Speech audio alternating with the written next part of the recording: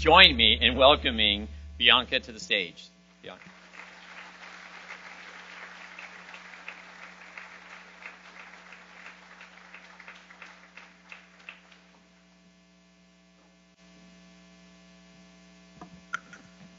Thank you so much, Provost Furton. Thank you, Vice Provost Newman. Thank you to the President for singling me out to give this address. I'm naturally very humbled to be asked to stand among these amazing awardees today. I've never really held any position of particular power or prestige within the administration. I'm not even the most accomplished scholar in my department, which would be tough in a unit that teams with people who get prestigious grants, who write compelling books, and regularly publish in the flagship journals in our field. And along those lines, please allow me to call out my colleague, Victor Uribe, whose book Fatal Love just won a book award from the Southern Historical Association. So I'm pretty much an ordinary humanities faculty member. I spend a lot of time grading student writing and fending off the temptation to resort to scantrons. These days, I spend an increasing amount of time arguing about and reporting on why history matters.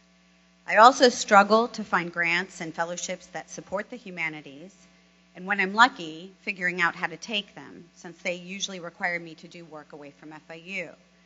This is because my labs are the archives strewn through Mexico, Peru, and Spain, and humanities fellowships often require year-long residencies at institutes and other universities.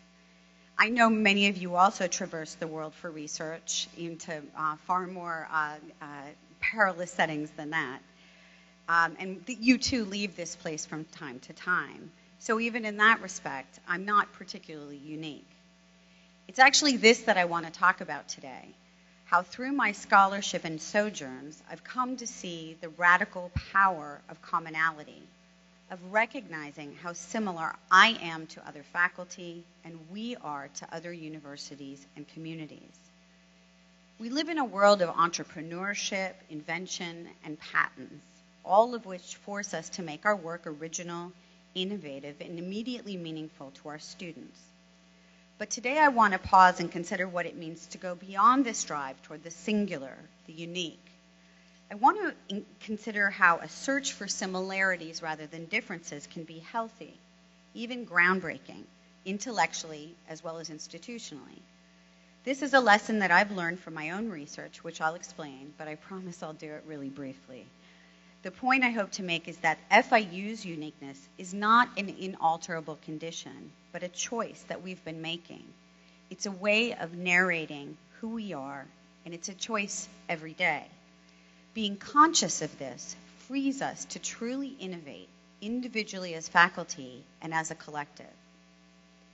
Much of my research on the history of Latin America aims to argue that the region is not wholly unique, or perhaps better said, that it is uniquely exemplary. In this book that I just finished writing, I argue that in the 1700s, ordinary, often illiterate slaves, indigenous commoners, and women in the Spanish Empire produced the Enlightenment when they went to court to sue their social superiors, including masters, native chiefs, and husbands. The Enlightenment here means new modern ideas of rights, freedom, law. Crucially, these 18th century litigants produced Enlightenment ideas not subsequent to, but at the same time that the invisible hand touched Adam Smith, that Tom Paine published his Rights of Man, and that Antoine Lavoisier advanced his theory of combustion, which is so foundational to modern chemistry. And at the same time that Hegel came up with his concept of world historical time, in which Latin America was cast as geologically young and perpetually behind. Historians of Latin America, of course, long attempted to argue that this wasn't so. But beginning in the middle of the last century, historians in Peru and Mexico rejected Western philosophies of history altogether. They instead insisted that their past couldn't be pressed into the standard linear periodizations that one might find in a textbook on so-called Western Civ. Their unique ethnic compositions and dependent status in the world economy gave their countries an altogether different rhythm and timeline. Nowhere was this more evident than among leftist intellectuals who cast aside watersheds such as the Enlightenment, Romanticism, even the Industrial Revolution, in favor of bottom-up timelines more meaningful to their community, the nation, the people, or el pueblo. Among el pueblo, concepts of history as a neat sequence of time as an arrow shooting towards progress and modernity disappeared into the colorful warp of Gabriel Garcia Marquez's magical realism, or it swirled away in the cosmological circles of Latin Americans' indigenous peoples who wanted to force a return to ruling themselves, free from imperial domination. These are no archaeological relics. Such maneuvers were tightly connected to the politics of the moment, especially the 1990s. Sympathizers with the Shining Path in Peru and Zapatistas in southern Mexico desired, indeed fought and killed, to exit their subordinate place in Western history. In such a context, they identified it as problems, the false promises of foreign Western ideas themselves: classical liberalism, Western democracy, imperialist science that ignored folkways, capitalism.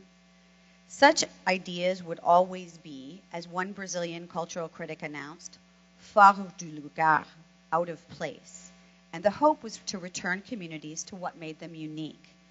This made uniqueness subversive, new, and laudable, not a condition to be surmounted, but a state to be celebrated and maintained. In this context, it made sense when an icon of Peruvian history, Alberto Flores Galindo, boldly announced in the 1980s that for ordinary colonial people living in Lima, there was no enlightenment. Thus, my argument that not only did Latin America and cities like Lima have an enlightenment, but it had one produced by and among the pueblo, strikes at the heart of histories of regional and national difference. It flies in the face of what appears to be evidence. Latin America is different from the US and Western Europe, demographically, culturally, essentially. I've wrestled with this problem for over a decade, and it's deeply affected how attuned I am to narratives of difference and uniqueness, whom they serve, what they accomplish, and what they hinder.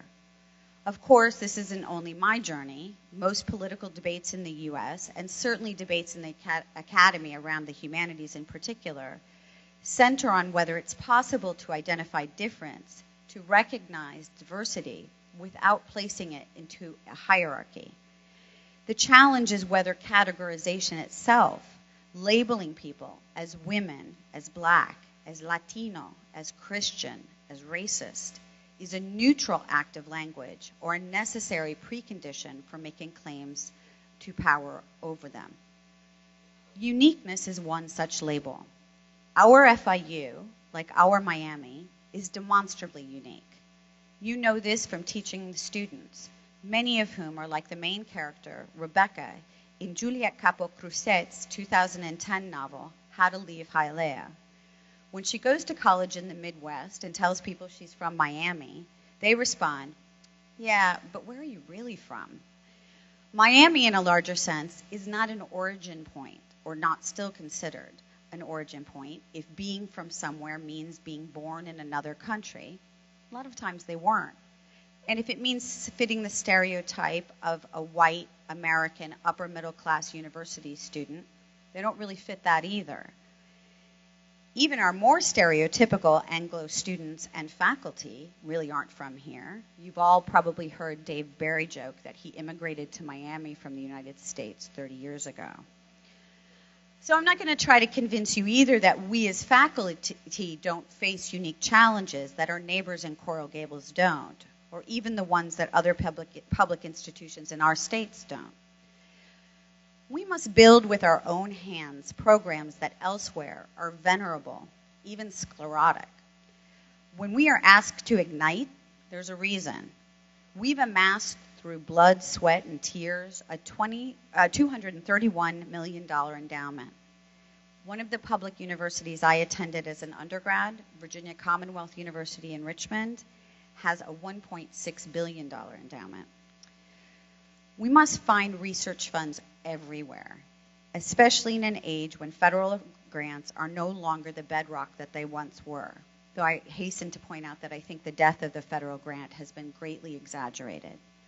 Nonetheless, we don't have the luxury of simply paying lip service to entrepreneurialism from leather-bound chairs positions in academies of Ivy. Here in our coral tower, we have to be entrepreneurs just to get it done every day, just do it every day.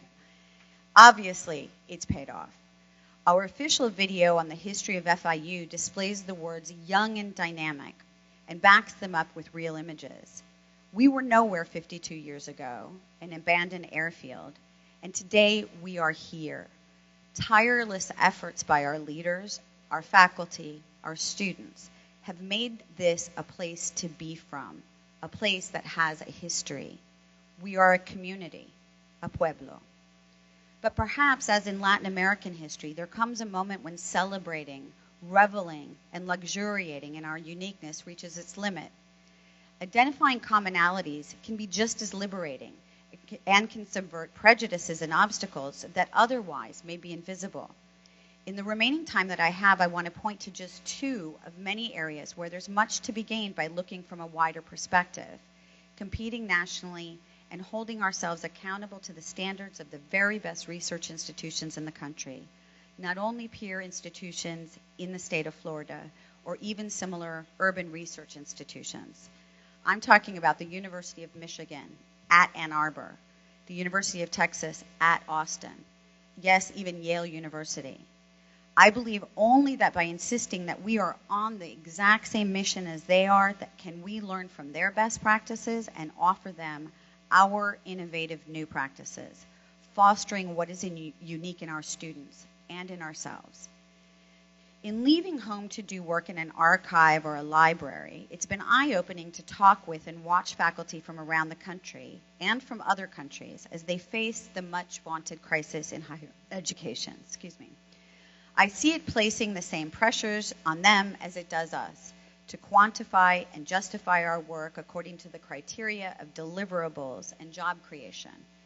I see them sway under the pull towards interdisciplinarity that can, at its worst, simply force the humanities to become a handmaiden to STEM. There is, however, at least one notable difference between us and many of them. Their philosophy programs have been around a lot longer than their departments of biomedical engineering. So while they face the pressures of the 21st century in philosophy or political science, while they watch enrollments decline with streamlined majors that have abandoned the old notion of a liberal arts core education, I don't get the sense that they really believe that they're under an existential threat. Somehow, they know they won't be left behind. In the end, they know that they possess, in their own disciplines, solutions to the very crisis. For that reason, most take for granted that their research explores the meaningful topics to their discipline. Many of our peers subconsciously work from the premise that every discipline is, in the end, working on the present, is shaped by the moment, and that each is offering solutions that, although perhaps articulated in a unique tongue, are gifts to the common cause of the community. They know at the core the ideas and modes of thought that they embrace never really can go in or out of place. We, as a young, dynamic 21st century institution, can be innovative not only by promoting interdisciplinarity and skills orientation, just like everybody else does, but also by recognizing that such things are not necessarily valuable in themselves, but because someone has said so and for a reason.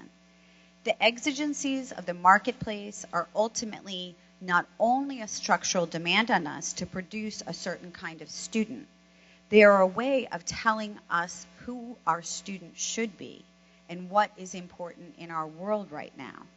And narratives change.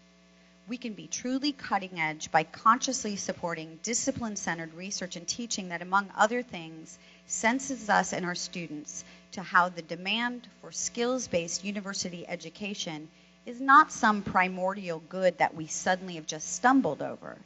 Instead, it's a narrative grounded in the politics of the now and shaped by the economic interest of someone, somewhere. Such a recognition will help us ensure that our students and community are not perennially playing catch-up. It arms them with the tools that never become obsolete to shape the jobs and skills narrative to their advantage, assured that they and we are not and never will be behind.